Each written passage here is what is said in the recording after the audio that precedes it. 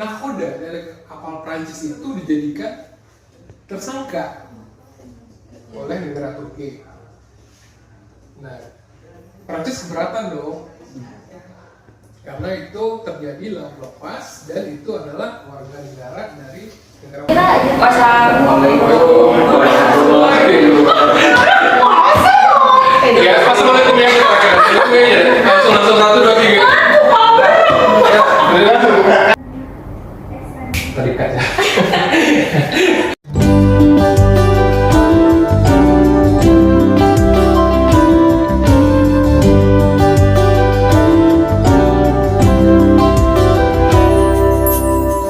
Bismillahirrahmanirrahim. Assalamualaikum warahmatullahi wabarakatuh. Kami dari kelompok 2 di sini kami akan berdiskusi mengenai materi hubungan antara hukum internasional mengenai masalah pidana dan hukum pidana nasional negara-negara. Dosen pengampu kami itu ada Bapak Kombes Purnawirawan, Dr. Dadang Heri Saputra, SIP, SH, SS, MH, MSI, MKN. Di sini saya memperkenalkan diri, saya sebagai moderator atas nama Meli Nur Fauzia. Kemudian di depan saya ada rekan saya yang bernama Kak Saifuddin. Kira-kira kabar kakak hari ini gimana Kak? Sehat? Alhamdulillah dalam keadaan baik, sehat walafiat. Kak Saifuddin ada rekan saya juga yang bernama Bapak Muhammad Arsyad. Kira-kira gimana kabar hari ini Pak? Ya, alhamdulillah sama sehat, alhamdulillah. Udah berbuka juga. Ini malam ini ya tiketnya ya. Ya. Yang terakhir itu ada rekan saya yang bernama Bapak Ganjar. Gimana kabarnya Pak? Alhamdulillah baik Mbak Meli. Ya alhamdulillah lancar untuk kegiatan hari ini. Puasa juga alhamdulillah lancar.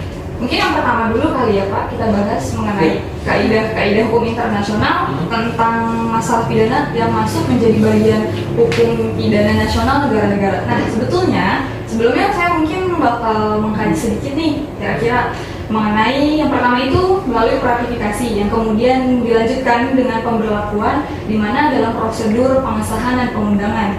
Kemudian dilanjutkan lagi nih menjadi transformasian dari peraturan perundang-undangan pidana nasional. Nah, di mana hukum negara itu menjadi terikat dan tunduk dengan adanya suatu perjanjian internasional. Nah, kemudian dari ratifikasi, proses ratifikasi itu untuk mengkaji mengenai pemberlakuan pengesahan perundangan. Melalui itu yang dijadikan menjadi bagian dari hukum nasionalnya. Nah, setelah itu barulah ditransformasi.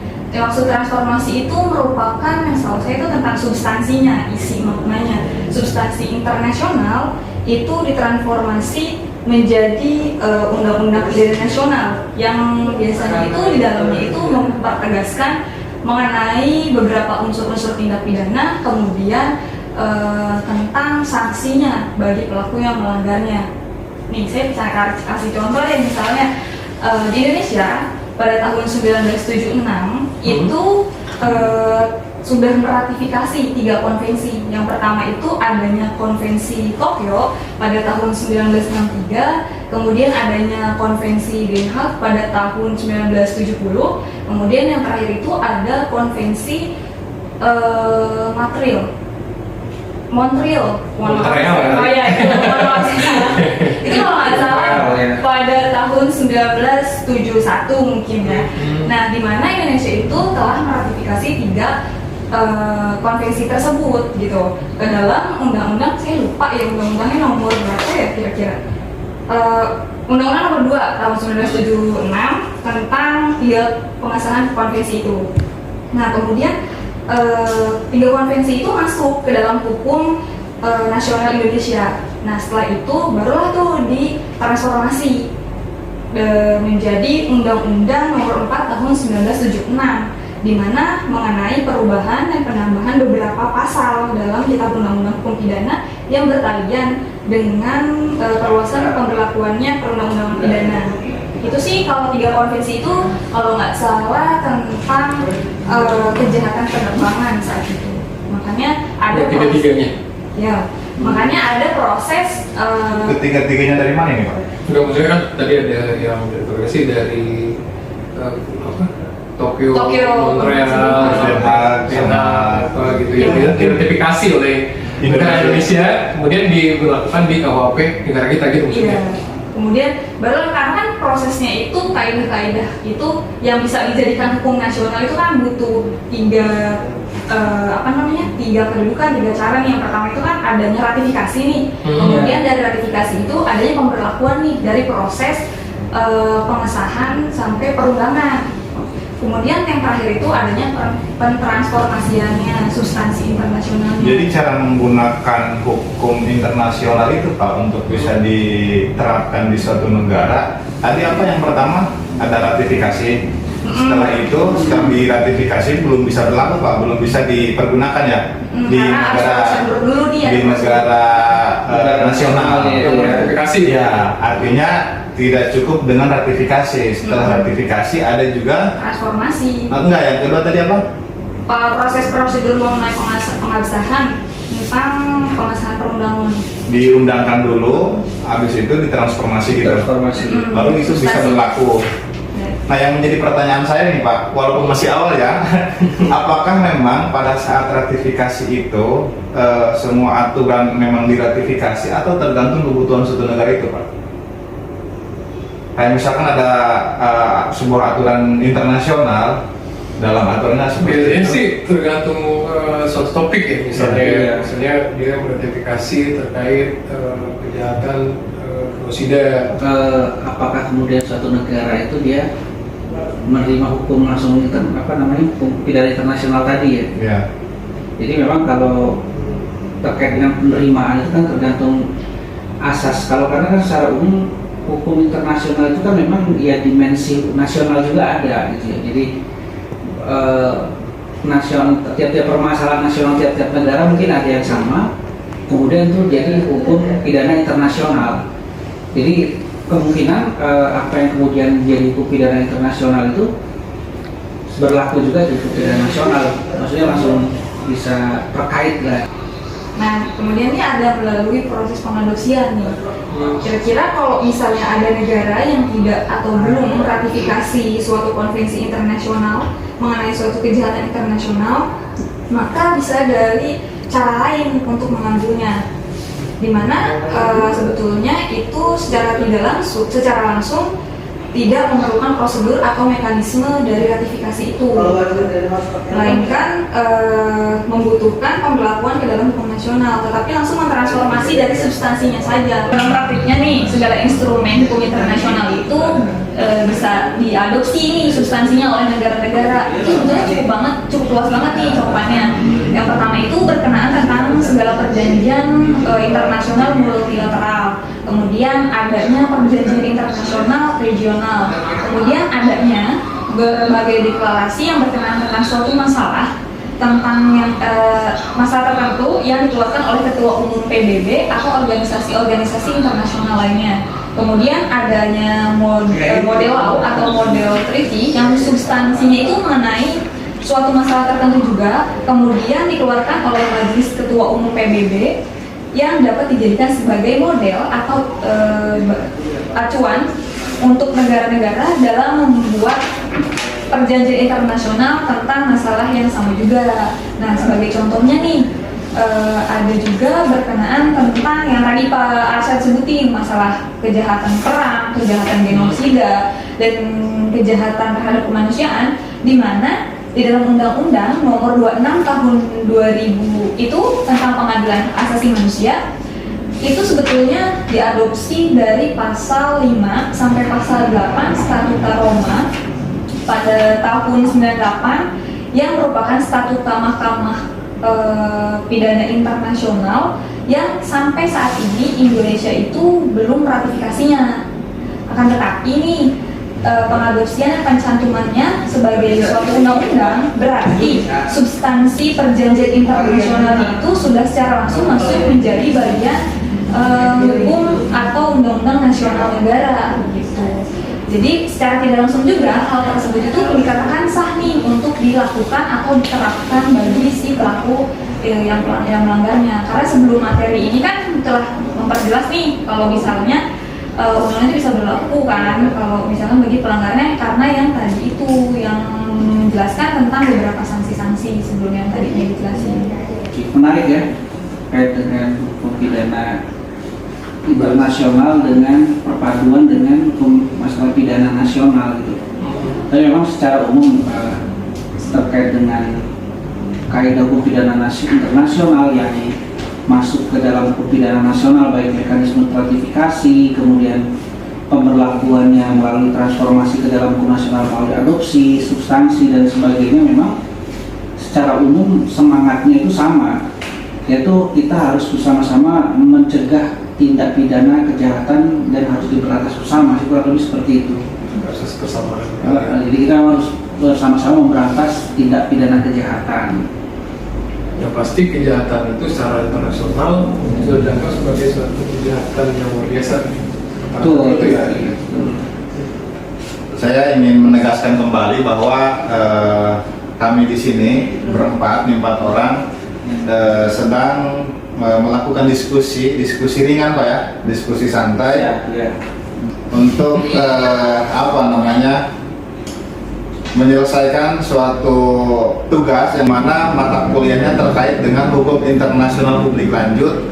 Yang sedang kita diskusikan malam hari ini adalah terkait dengan buku karyanya Iwayan Partiana, Hukum Pidana Internasional ini, yang membahas tentang kaidah-kaidah hukum internasional tentang masalah pidana yang masuk menjadi bagian dari hukum pidana nasional negara-negara. Bahwa ternyata yang menjadi kaidah-kaidah hukum internasional itu ada 4 macam Pak caranya. Jadi bisa dilakukan dengan 4 cara bagaimana suatu negara itu bisa melegalkan, bisa menggunakan aturan hukum internasional yang bisa diterapkan di suatu negara.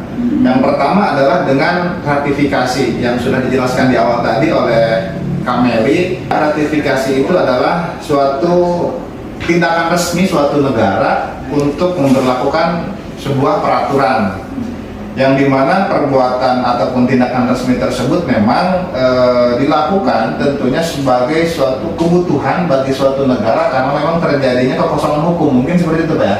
Memang secara umum ada kekosongan hukum mungkin ya, dan dengan adanya ketentuan misalnya permasalahan-permasalahan yang tadi itu menjadi pengikat bagi negara yang kemudian meratifikasi dan juga bentuk ketundukan pada perjanjian internasional itu. Jadi dengan begitu memang terkait dengan hukum internasional tadi itu bisa menjadi bagian dari hukum nasionalnya. Ya begitu Pak.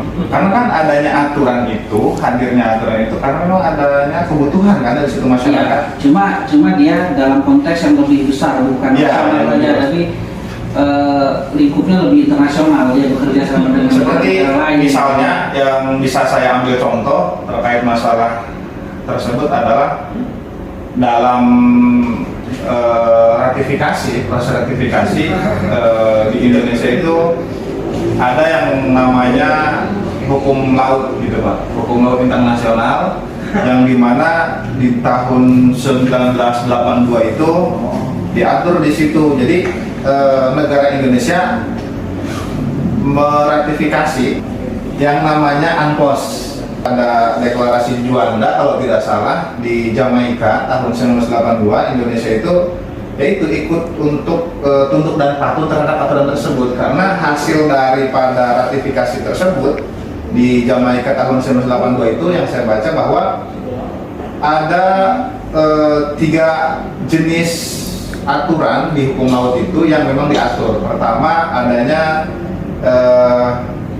jenis-jenisnya itu laut teritorial misalnya. Nah, laut teritorial ini ditarik dari ujung pulau, dari misalkan pesisir nih, darasakan pesisir. Nah, dari pesisir ini sejauh berapa? Kurang lebih 12 mil gitu kan. Kemudian ada juga yang disebut dengan landas kontinen. Nah, landas kontinen ini dia mengatur tentang dasar laut Pak, untuk dipergunakan untuk kebutuhan suatu negara itu Pak. Eksplorasi laut. Yang ketiga itu ZEE yang sering kita dengar tuh, zona ekonomi eksklusif, yang kemudian lebih dari 200 mil itu merupakan laut lepas, yang dimana laut lepas itu dia bisa dipergunakan oleh semua negara dan dia bebas untuk mengambil ikan, untuk melakukan pertambangan, untuk melakukan aktivitas-aktivitas laut. Yang jadi soal itu adalah ketika melakukan aktivitas tersebut di wilayah teritorial yang 12 mil itu yang sangat diatur lebih ketat, Pak. Ya, jadi karena memang ada ratifikasi, artinya ada kepastian hukum, Pak. Jadi suatu kapal besar misalkan melewati wilayah itu, dia sudah tahu, Pak, bahwa misalkan kita ini sedang melewati ZTE. Bagaimana kita tahu ZTE dan juga wilayah landas kontinen dan laut teritorial kalau misalkan tidak meratifikasi tentang UNCLOS itu sendiri yang di tahun 1982. Makanya diratifikasi aturan tersebut, kemudian diketahui, kemudian diterapkan dan tunduk serta patuh oleh negara yang meratifikasi aturan tersebut. Salah satu contoh bahwa meratifikasi itu ya memang seperti itu kenyataannya gitu kan. Artinya yang sangat dibutuhkan bagi suatu negara. Pengadopsian itu dia lebih seolah-olah lebih mudah dari ratifikasi, Pak, ya, prosesnya. Ya otomatis lah. Jadi dengan adanya adopsi, kemudian pencantuman sebagai ketentuan tadi dalam undang-undang itu, maka substansi perjanjian internasional itu secara langsung itu menjadi bagian dari hukum nasional tadi. Berarti kita tadi secara garis besarnya kaidah-kaidah hukum internasional itu ada 4 untuk bisa dimasukkan ke dalam suatu negara untuk diberlakukan hukum pidana nasional, Pak, ya. Yang pertama adalah ratifikasi, yang kedua adopsian sudah dijelaskan, kemudian yang ketiga tentang putusan ini sengketa nasional nih. penyelesaian sengketa nasional, dan yang keempat apa? Melalui hukum kebiasaan internasional. Hukum kebiasaan Mungkin internasional. kalau melalui putusan badan penyelesaian sengketa nasional ini, Betul. kalau misalnya ada permasalahan tadi, contohnya itu Kak Saifuddin jelasin, itu kan otomatis kan ada batasan-batasan tertentu. Kalau misalnya Kak Saifuddin jelasin tentang apa tadi, batasan laut teritorial, kemudian yang sejenisnya, mungkin dengan adanya badan-badan penyelesaian untuk negara yang melanggar dari ketentuan itu diselesaikannya oleh badan-badan penyelesaian sengketa nasional. Yang bisa saya jelaskan terkait putusan badan-badan penyelesaian sengketa nasional adalah misalkan punya masalah di Israel nih, dia asli warga negara Argentina misalkan. Kemudian orang yang mempunyai sengketa di negara Israel ini punya masalah di negara Israel, tapi dia status keluarga negaraannya ini dia warga negara Argentina. Kemudian untuk penyelesaian masalahnya itu ada agen yang dari Israel nih, dari negara Israel. Kemudian membawa seseorang tersebut dari negara Argentina dibawa ke pengadilan yang di negara Israel. Oh gitu. Oke, kemudian hakim dalam memutuskannya itu bahwa kenapa dia bisa memutuskan masalah tersebut, karena memang dia melakukan tindak pidana yang di wilayah teritorialnya, yaitu di negara Israel. Tetapi dia warga Argentina tadi, dia mempunyai pendapat bahwa dalam hukum internasional itu ada yang namanya asas kemerdekaan. Jadi artinya itu bukan yurisdiksinya lah gitu. Artinya dia itu warga negara Argentina kok bisa diadili di negara Israel, sedangkan dia warga negara Argentina. Nah, dalam kasus tersebut itu suatu negara yang bersengketa harus tunduk dan patuh mengikuti aturan hukum internasional yang ada dan berlaku, Pak. Jadi walaupun memang di suatu negara Israel ini sudah ditentukan aturannya untuk mengatur bahwa misalkan ketika melakukan tindak pidana ini dia akan dikenakan pasal tersebut, karena memang warga negara yang bukan warga negara Israel, dia warga negara luar, maka yang diberlakukan adalah hukum internasional itu, Pak, tentang kasus tersebut. Itu yang saya pahami sih terkait masalah putusan badan penyelesaian sengketa nasional. Kemudian ada lagi ini melalui hukum kebiasaan internasional ya. Oke, lanjut materi selanjutnya itu poin yang kedua mengenai kaidah-kaidah hukum pidana nasional negara-negara yang berkembang menjadi hukum pidana internasional. Begi mau bertanya nih sama Pak Arsyad deh. Kira-kira itu kan ada beberapa nih tahapan kaidah-kaidahnya. Yang pertama itu kan melalui pembentukan perjanjian internasional nih. Apa sih Pak yang Bapak ketahui tentang hal itu? Jadi begini. Jadi bahasannya mengenai kaidah-kaidah hukum pidana nasional negara-negara ya yang berkembang menjadi hukum pidana internasional. Jadi hukum pidana nasional suatu negara yang akhirnya berkembang menjadi pidana internasional lah intinya ya. Dan salah satunya itu melalui pembentukan perjanjian internasional. Jadi kaidah-kaidah hukum pidana nasional itu ada satu negara ya, kemudian berkembang menjadi hukum pidana internasional. Salah satunya yaitu melalui pembentukan perjanjian internasional. Jadi ada suatu pidana nasional satu negara, kemudian dalam satu konferensi negara tersebut dengan jalur diplomasi yang intensif ya berhasil meyakinkan negara-negara lain untuk memakai pidana ketentuan hukum pidana dari negara tersebut untuk diberlakukan di negara-negara lain dalam suatu konferensi tersebut. Nah, kemudian negara-negara yang ikut dalam konferensi tersebut menggunakan hukum pidana nasional itu ada yang secara utuh, ada yang kemudian dimodifikasi dulu, kemudian diterapkan di suatu negara. Jadi situ maksudnya ada tindak pidana di suatu negara, dalam suatu konferensi, kemudian dibahas dan negara tersebut berhasil meyakinkan negara lain untuk menjadikan ketentuan dalam hukum pidana tersebut menjadi untuk pidana di negara lain. Jadi dimensinya menjadi internasional. Itu maksudnya.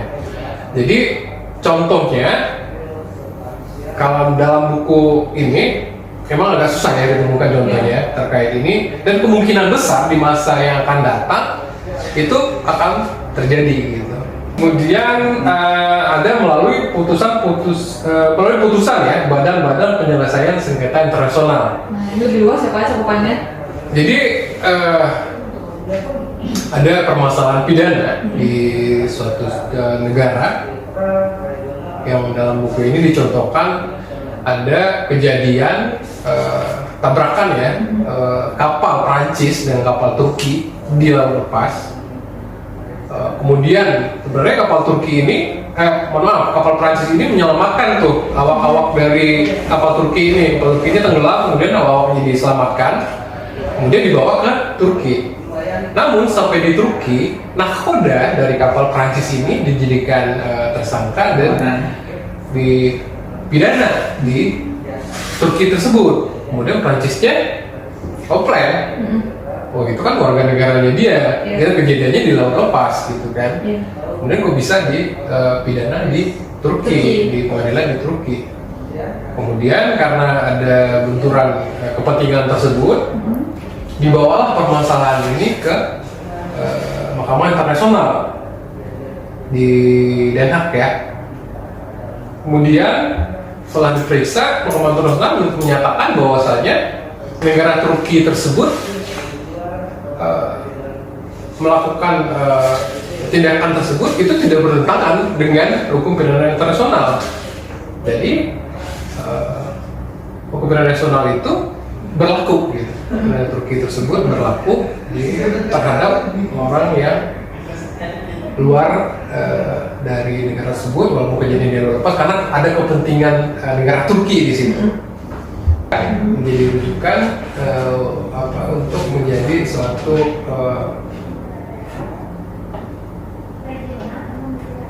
menjadi acuan bagi negara lain apabila terdapat suatu permasalahan, suatu pengadilan internasional, kemudian ada ketetapan, kemudian menjadi acuan. Jadi pidana nasional satu negara itu menjadi acuan bagi negara lain apabila terdapat permasalahan yang sama, karena sudah ada putusan dari pengadilan internasional terkait hal itu.